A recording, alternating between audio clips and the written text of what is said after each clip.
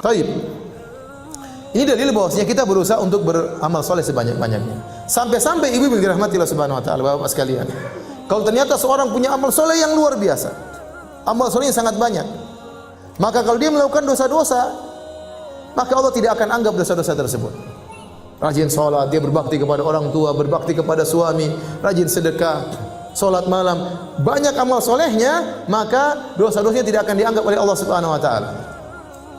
Oleh karena Nabi bersabda dalam satu hadis tentang masalah taharah, kata Nabi sallallahu alaihi wasallam, "Idza balagal ma'u qullataini lam yahmilil khabath." Kalau air sudah mencapai dua kullah itu kira-kira 200 liter, maka tidak akan mengandung najis. Artinya apa? Kalau ada najis jatuh kecil-kecil, tidak akan terlihat, tidak akan teranggap. Kenapa? Karena airnya terlalu banyak. Nah, kata para ulama bahwasanya amal soleh seperti air yang bersih, dosa-dosa itu seperti najis. Lihatlah kisah seorang Arab Badui yang dia datang ke masjid, kemudian dia kencing di masjid. Maka Nabi suruh apa? Nabi suruh ambil air seember, fa'uhriqa alaih. Kemudian Nabi tumpahkan air seember kepada najis tersebut. Najis tersebut kotor, tetapi hilang karena air di ember banyak. Maka seorang kalau pahalanya banyak, amal solehnya banyak, ada dosa-dosa tidak dianggap oleh Allah Subhanahu wa taala. Dan dalil yang paling kuat akan hal ini kisah Hatib bin Abi Balta'ah radhiyallahu ta'ala anhu. Hatib bin Abi Balta'ah salah seorang dari sahabat Al-Badri yang dia ikut dalam perang Badar. Dan dia bukan panglimanya perang Badar, bukan pemimpinnya perang Badar, cuma salah satu anggota dari pasukan perang Badar. Sehingga kalau kita baca cerita tentang perang Badar, tidak disebutkan tentang kepahlawanan dia, karena dia bukan yang masyhur tatkala dalam perang Badar, tapi dia salah satu dari 315 orang yang ikut dalam perang Badar. Perang Badar terjadi pada tahun 2 Hijriah. Tahun berapa Ibu? 2 Hijriah. Setelah itu berjalan dengan waktu, tahun 3 Hijriah, 4 Hijriah, 5 sampai 8 Hijriah. Pada waktu 8 Hijriah, ternyata dia melakukan dosa besar.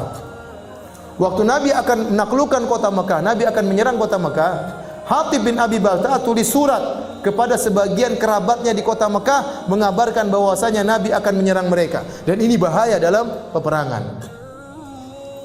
Karena musuh akan mengetahui penyerangan Nabi, khawatir mereka akan melakukan persiapan, mereka bisa mengumpulkan pasukan untuk melawan Nabi SAW. Padahal Nabi ingin melakukan serangan tiba-tiba.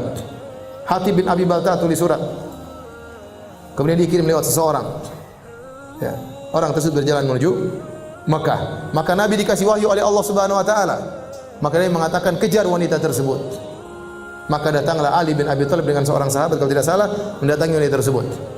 Kata dia, "Mana surat dari Hatib?" Kata wanita tersebut, "Tidak ada." Kata Ali, "Kalau kau tidak mengaku, saya akan telanjangi kamu." Akhirnya dia keluarkan surat tersebut.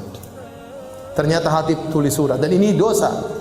Maka kemudian datanglah Ali memberitahu kepada Nabi sallallahu alaihi wasallam, maka Umar pun marah. Umar marah.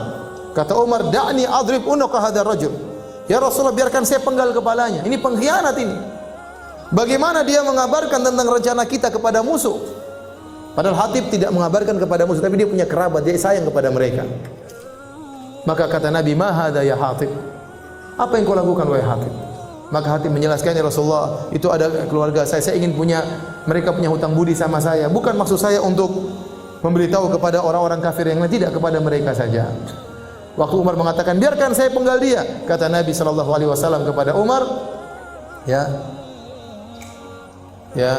"Innahu min ahli Badar. Innahu min ahli Badar." Wahai Umar, ini Hatib pernah ikut perang Badar. Ini Hatib pernah ikut perang Badar. Wa may yudrik la Allah taala ala ahli Badar faqala i'malu ma syi'tum qad ghafartu lakum. Bisa jadi Allah telah melihat para penghuni, para peserta perang Badar. Allah berkata kepada mereka, "Lakukan yang kalian kehendaki, aku telah ampuni kalian." Maka Umar pun menangis. Kenapa? Karena Umar juga ikut perang Badar. Yang jadi perhatian kita di sini, Hatib ikut perang Badar pada tahun 2 Hijriah. 6 tahun kemudian dia bermaksiat. Ternyata maksiat tersebut dimaafkan oleh Allah. Kenapa? Karena dia pernah ikut perang Badar. Kenapa dia pernah melakukan amal soleh yang luar biasa? Sebanyak, kalau kita katakan air di sungai atau air di lautan, dosa yang dia lakukan tadi waktu dimasukkan ke dalam lautan kebaikannya lebur, tidak ada nilainya. Maka seorang berusaha melakukan amal soleh sebanyak-banyaknya, mumpung masih muda, mumpung masih bisa baca Quran, mumpung masih kuat salat. Kalau masih bisa salat, segera salat banyak-banyak. Nanti ada waktu enggak bisa salat lagi, rukuk saja setengah mati, sudah enggak bisa 90 derajat, sudah miring begini. Ada yang sudah tidak bisa, sudah salatnya di tempat duduk, enggak bisa. Sekarang masih giat salat terus. Masih giat baca Quran, masih giat sedekah, masih punya duit sedekah. Kumpulkan pahala sebanyak-banyaknya. Kumpulkan lautan kebaikan.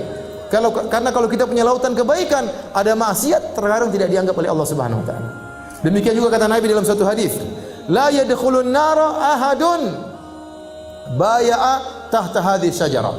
Seorang yang tidak akan masuk neraka seorang pun yang membaiat aku di bawah pohon ini, itu Syajaratul Ridwan, pohon Ridwan. Ini Nabi ucapkan tatkala tahun 6 Hijriah, tatkala Nabi ingin umrah bersama sekitar 1.400 orang atau 1.400 orang sahabat. Kemudian mereka membaiat Nabi, siap membela Nabi sampai titik darah penghabisan. Maka Nabi berkata, tidak akan masuk neraka seorang pun yang membaiat aku di bawah pohon ini. Artinya apa? Amalan mereka sangat luar biasa. Kalau mereka melakukan dosa-dosa tidak akan dianggap oleh Allah Subhanahu wa taala. Jadi kalau seorang melakukan dosa segera lakukan kebaikan. Apa kata Nabi sallallahu alaihi wasallam? Wa atbi'is sayyi'ata al-hasanata tamhuha. Kalau kau melakukan keburukan segera tutup dengan kebaikan, niscaya kebaikan tersebut akan menghapus dosa-dosamu.